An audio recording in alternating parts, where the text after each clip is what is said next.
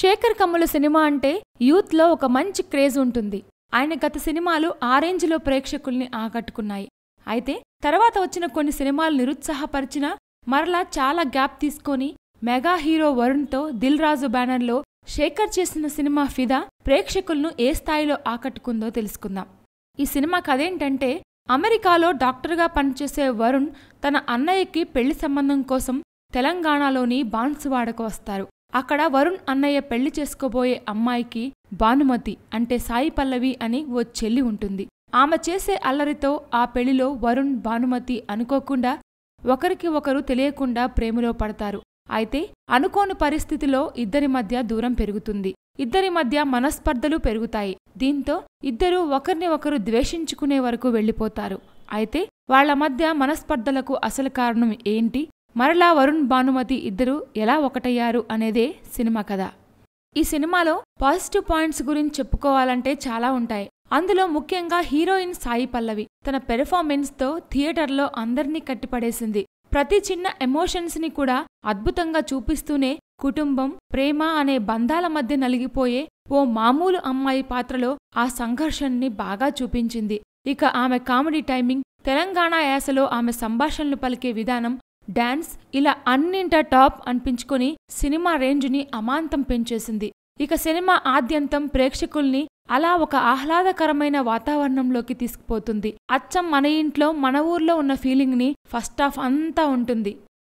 ఇక నటీనటుల విషయానికి వస్తే ఈ సినిమాకి మేజర్ ప్లస్ సాయి పల్లవి. వరుణ్ ఇప్పటివరకు చేసిన సినిమాల్లో అతని పెర్ఫార్మెన్స్ విషయంలో కాస్త వంకలు పెట్టేవారు. ఈ సినిమాలో అతను తన యాక్టింగ్ టాలెంట్ను పీక్లో చూపించారు.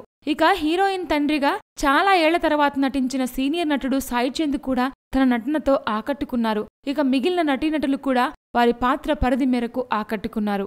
సినిమా మైనస్ పాయింట్స్ విషయానికొస్తే, ముందుగా సినిమాలో చెప్పుకోవడానికి అసలు కథ లేకపోవడం. కేవలం చిన్న లైన్ని తీసుకొని దాని చుట్టూ సన్నివేశాలు, భావోద్వేగాలతో కథను నడిపించారు. ఇక మొదటి సగభాగం చూసిన తర్వాత రెండో సగభాగంలో ఆడియన్స్ ఇంకాస్త ఎక్కువ ఊహిస్తాడు.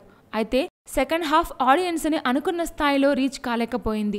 లవ్ స్టోరీ, ఎంటర్టైన్మెంట్ మొత్తం ఫస్ట్ హాఫ్కే పరిమితం అయిపోవడంతో సెకండ్ హాఫ్ కొద్దిగా ల్యాగ్ చేసిన ఫీలింగ్ కలుగుతుంది.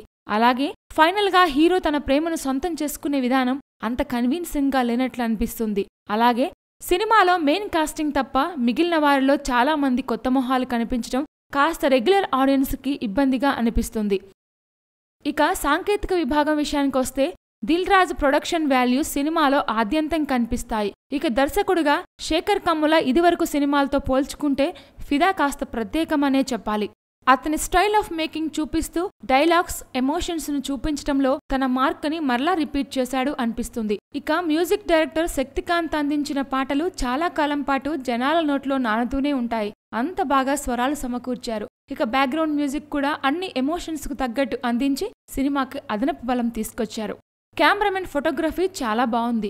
ఇప్పటి వరకు పల్లెటూరి వాతావరణం అంటే గోదావరి ప్రాంతం అందాలే తెలుగు సినిమాల్లో కనిపించేవి. ఇప్పుడు తెలంగాణలో కూడా పల్లెలు ఇంత అందంగా ఉంటాయా అనేట్లు చూపించారు. ఇక అమెరికా అందాలు కూడా ఫోటోగ్రఫీతో బాగా బంధించి ప్రేక్షకులకి ఆహ్లాదం అందించారు. ఫైనల్గా శేఖర్ కమ్ముల సినిమా అంటే ఎలాంటి ఎమోషన్స్ ఆశించి ప్రేక్షకులు వెళ్తారో అవన్నీ సినిమాలో ఉన్నాయి. ఇక దిల్ రాజు బ్యానర్లో సినిమా అంటే ఖచ్చితంగా అందులో విషయం ఉంటుందనే నమ్మకం మరోసారి రుజువైంది. ఒక్క మాటలో ఈ సినిమా గురించి చెప్పాలంటే, ఈ మధ్య కాలంలో ఫ్యామిలీ ఎమోషన్స్తో వచ్చిన అద్భుతమైన ప్రేమ కథా చిత్రం ఫిదా. Please subscribe. Hi, it's me Purna. Please subscribe.